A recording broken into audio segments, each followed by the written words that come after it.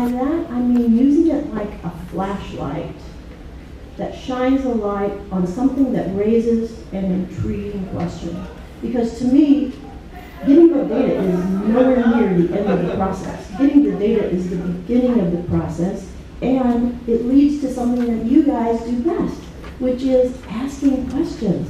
What does this mean? What is behind this? So the data will take you to a point, and then the rest of it is where your particular talents kick in. Now, I wanted to ask this group, do any of you, or any of you spent time covering state or municipal budgets? Okay, a little bit.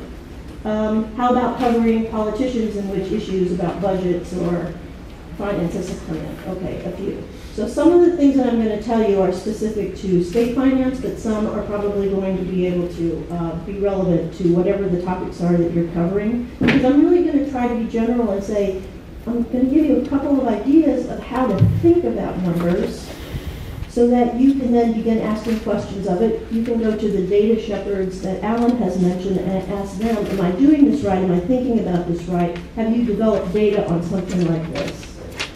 I currently produce an online news site called Fiscal 50.